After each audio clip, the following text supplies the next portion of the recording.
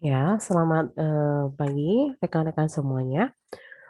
Kita kembali lagi di pertemuan yang ketiga ya di mata kuliah pembelajaran IPS untuk anak usia dini. Ya, saya langsung aja ke materi karena absen mungkin bisa ya via WA group atau misalnya nanti saya list ya siapa aja yang masuk dan lain sebagainya.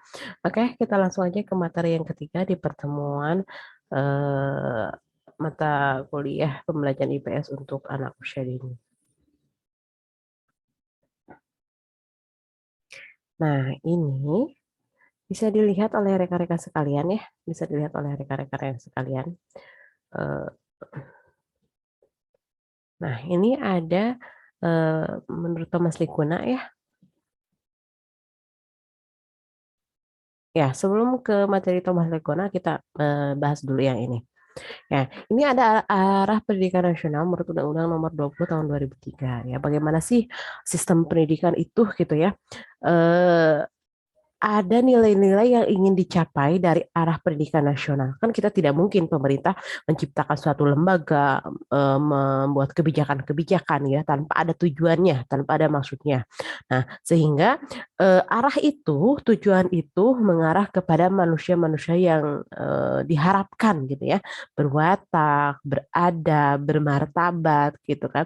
Ya, etikanya baik, normanya baik. Nah, contohnya, salah satunya di sini adalah beriman dan bertakwa, jujur, adil dan bernurani, cerdas, kritis dan arif, demokratis dan bertanggung jawab, menghargai sesama dan peduli terhadap lingkungan, santun dan tenggang rasa, serta mengembangkan kebersamaan dan menghormati keberagaman. Nah, ini bukan hanya mengenai nilai agama moral gitu kan. Karena pada dasarnya pondasi dari segala pondasi yaitu nilai agama moral gitu. Tapi harus ada mengenai sosialnya gitu kan. Karena pada dasarnya manusia itu adalah makhluk sosial, tidak makhluk individu gitu. Nah, makanya dari ketujuh poin ini gitu ya, diadakanlah atau wajiblah harus adanya pendidikan IPS ya. Kenapa IPS? Karena pada dasarnya manusia itu beragam gitu kan. Manusia itu adalah makhluk individual, tidak bisa kita berdiri sendiri gitu kan, tapi tetap kita harus bisa berdampingan dengan orang lain ya seperti itu. Nah, ini juga ada menurut Thomas Likuna bahwa suatu bangsa itu akan hancur jika ya, suatu bangsa itu akan hancur jika gitu kan. Nah, bisa dilihat di layar kaca tetes sekalian. Yang pertama itu adalah kekerasan remaja meningkat, ya, kayak tawuran gitu, melukai diri sendiri, gitu kan. Kenapa kekerasan remaja meningkat? Bukan hanya verbal ya, kekerasan seksual atau perilaku fisik dan lain sebagainya. Karena bagaimana mereka akan menghargai atau mencintai sesama, gitu kan? Kalau mereka sendiri tidak menghargai diri sendiri. Ya, karena pada dasarnya kan pemuda-pemudi hari ini itu akan menjadi tonggak nantinya suatu bangsa. Ya, terus selanjutnya adalah bahasa atau kata-kata yang buruk. Ya, jadi kalau misalnya bahasa kan bukan hanya interaksi antara diri sendiri ya, gitu kan. Tapi bahasa menjadi interaksi antar sesama. Kalau bahasa yang diucapkan itu tidak baik, gitu kan, bisa saja kan dia melukai orang lain, gitu kan, membuat orang lain sakit, membuat orang lain tersinggung dan lain sebagainya, gitu kan. Terus yang selanjutnya adalah pengaruh grup dalam kekerasan.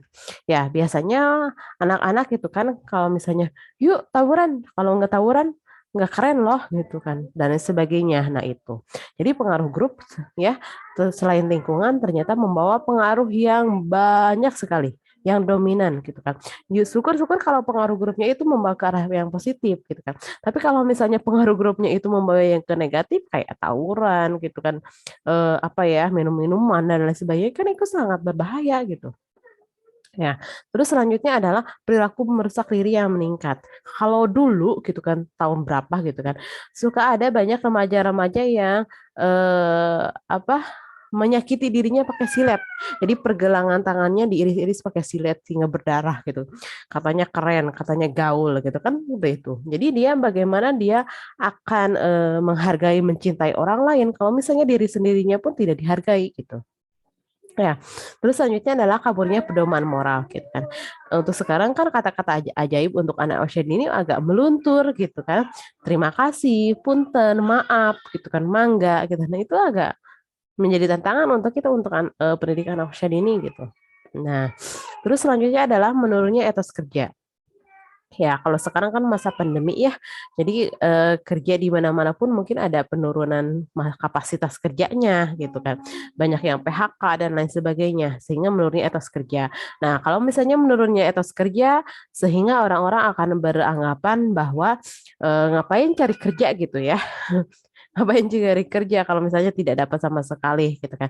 Nah, sehingga dari itu akan muncullah banyak-banyak kendala. Contohnya akan jambret, ya, maling, nodong dan lain sebagainya. Nah, itu gitu.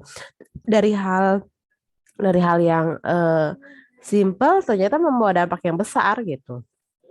Terus selanjutnya rendahnya rasa hormat, rendahnya rasa tanggung jawab, terus membudidayanya ketidakjujuran. Nah ini gitu kan, yang awalnya anak-anak mungkin bilang ke orang tuanya berangkat kerja kelompok gitu kan, ternyata malah nongkrong di bengkel, malah ya, gitu kan malah motor-motoran, geng-geng dan sebagainya.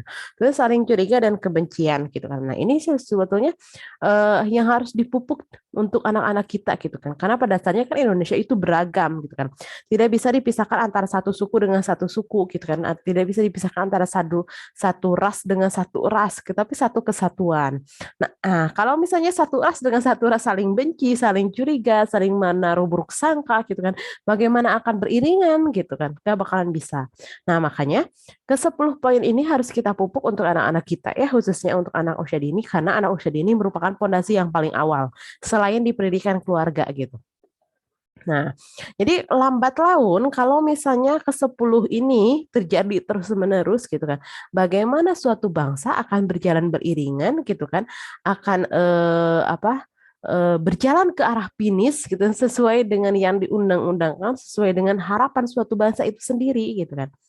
Nah, jadi eh, jangan mengharapkan orang lain untuk merubah, tapi kita rubah dulu lingkungan dari kita yang terkecil, lingkungan kita gitu kan, sekolah-sekolah kita yang paling terdekat saja dulu.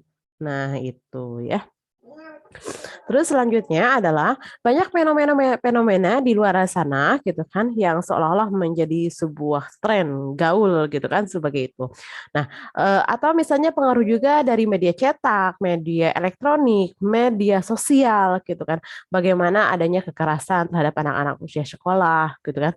Lunturnya kesopanan antara orang yang lebih dewasa atau prisek gitu kan, atau misalnya aborsi pada remaja yang kadang-kadang ada yang diekspos, ada yang tidak gitu kan, pelecehan terhadap anak dan lain sebagainya. Nah, yang menjadi pertanyaannya itu apakah gitu kan mereka itu merasa bercermin nggak pada dirinya bahwa apa yang mereka lakukan, apa yang mereka perbuat itu keliru gitu, melanggar norma gitu.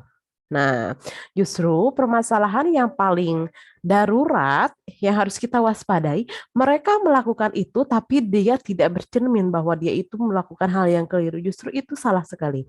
Karena pada dasarnya selain pola asuh, selain lingkungan yang baik, lingkungan yang benar, lingkungan yang kondusif, ternyata harus dibarengi dengan kadar keimanan. Ya, kalau misalnya pola asuhnya baik, lingkungan zamannya baik, tapi kadar keimanannya 0% gitu kan, insya Allah suatu saat dia pun akan menjadi terpengaruh.